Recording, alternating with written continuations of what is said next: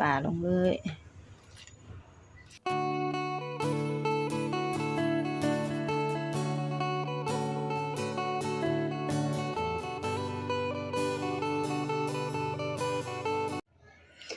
สบายดีมาพ่อกับบ่าวน้อยสาวลุง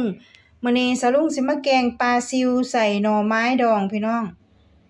นี่ปลาซิวเนาะพี่น้องเนาะปลาซิวก็มีปลาขาวก็มีปนกันพี่น้องเป็นปลาธรรมชาติปลาน้ำโขงหรือว่าปลาน้ำคลองเนาะพี่น้องเขาเจ้าใส่มองมาใหม่ๆสดๆเลยพี่น้องปลาแม่น้ำโขงนี่แกงใส่หน่อไม้ดองพี่น้องหรือว่าหน่อไม้ส้มเนาะตอนน้อยๆอ่อนๆขาวๆเป็นตาแซ่บนี่เครื่องแกงเฮาก็มีหยังแหน่นี่สะลุงตำหัวสิงไข่หัวผักบัวแล้วก็พริกสดพี่น้องตำนี่แล้วก็มีผักอีตูพี่น้องแล้วก็พริกสดหัวสิงไข่ตำใส่แหน่แล้วก็ใส่เป็นหัวแหน่เนาะทั้งตำทั้งใส่เป็นหัวเลยหอมเนาะพี่น้องเครื่องปรุงส่วนผสมอันอื่นไปเบิ่งตอนสะลุงแกงได้เนาะไปเบิ่งกันเลยสะลุงก็ข้างหม้อแล้วพี่น้องหม้อฟดดังหม้อฟดละดังไฟอยู่หลังบ้านคือเก่าพี่น้องเตาถ่านเนาะ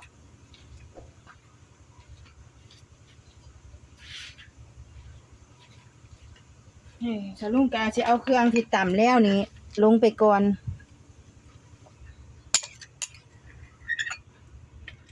เครื่องแกงที่สะลุงตำไว้พี่น้อง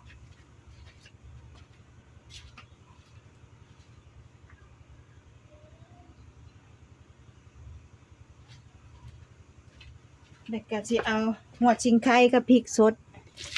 ลงแล้วก็สิเอาหน่อไม้ส้มสะลุงสิต้มหน่อไม้ส้มก่อนนะพี่น้องเพราะว่าหน่อไม้ส้มนี่ป่าข้าวเดียวมันก็สุกเนาะมันเป็นป่าน้อยแล้วสิต้มหน่อไม้ส้มก่อน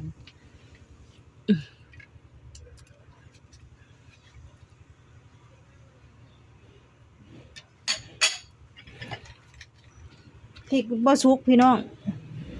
หน่วยเพิ่มยังบ่สุกแซ่บบักพริกบักเผ็ดก็เลยบ่สีแดงเท่าปานใดเนาะพี่น้องเนาะ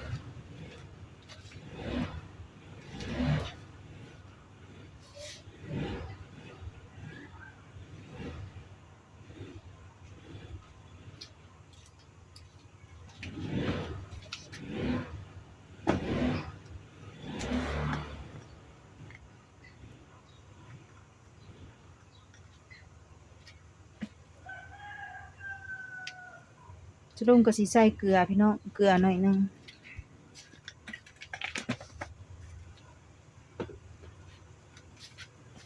แล้วสิใส่ผงชูรสหรือว่าผงนัวพี่น้อง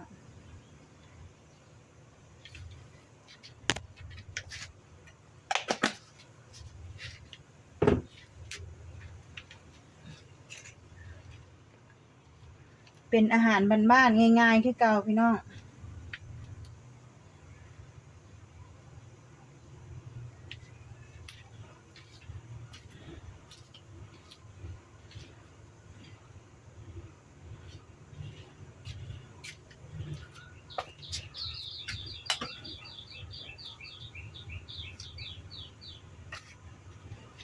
ช่วงนี้ปลาทงไร่ทงนาเขาเจ้าก็ได้ดีอยู่ยามฝนพี่น้องปลาน้ำแม่น้ำโขงก็ขึ้นดีอยู่ช่วงนี้ปลาน้ำโขงก็ขึ้นดีคือกันพี่น้อง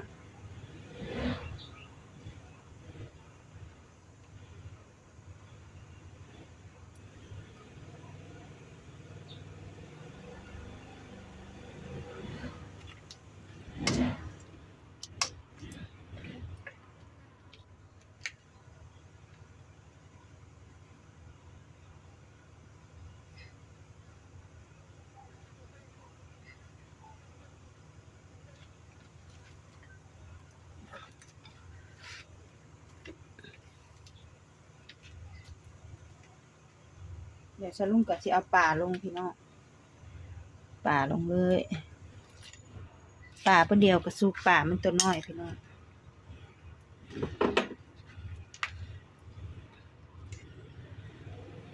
สิบ่คนหลายเดี๋ยวปลามันสิมนเนาะปลามันแฮงตัวน้อย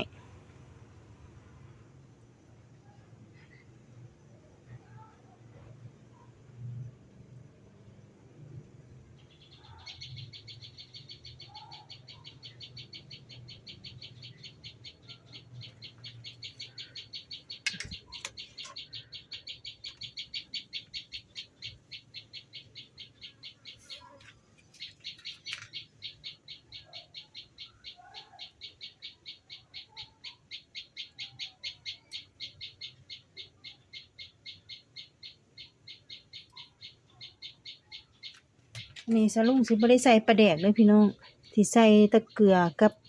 แป้งนัวหรือผงชูรสน่ะพี่น้องสิบ่ได้ใส่ปลาแดก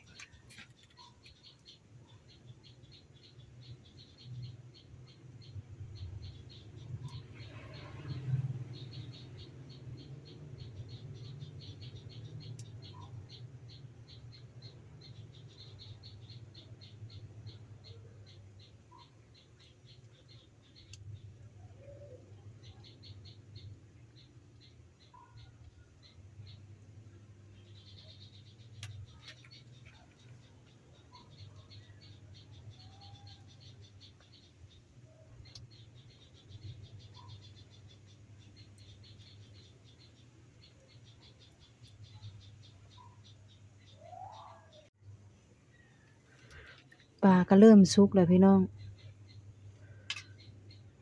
คนแฮงบ่ได้คอยคน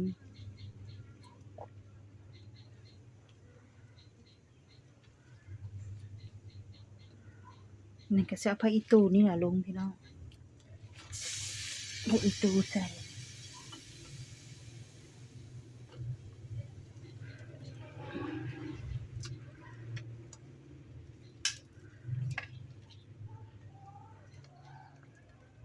เดี๋ยวชิมมึงรสชาติกันพี่น้อง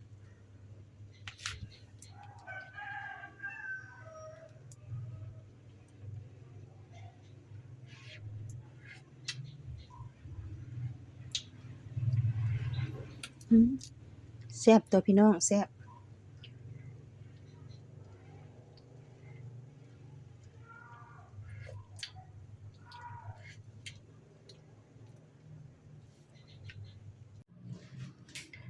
แล้วพี่น้องแกงปลาซิวใส่หน่อไม้ส้มหรือว่าหน่อไม้ดองพี่น้องอีสานเป็นตาแซ่บบ่พี่น้องมากินนำกันเบิดซุคนเนาะปลาก็ตัวบ่ใหญ่เด้พี่น้องพอดีหน่อไม้ส้มสะลุงก็ทั้งปลาทั้งหน่อไม้ส้มได้ถ้วยหนึ่งพอดีเนาะพี่น้องเนาะเป็นอาหารบ้านๆอาหารอีสานบ้านเฮาคือเก่าสไตล์สะลุงเนาะสะลุงก็ขอขอบใจเบิดซุคนที่เข้ามาให้กำลังใจบ่าวน้อยสาวลุงเอาไว้พบกันคลิปหน้าบ๊ายบายขอบใจขอบคุณค่ะ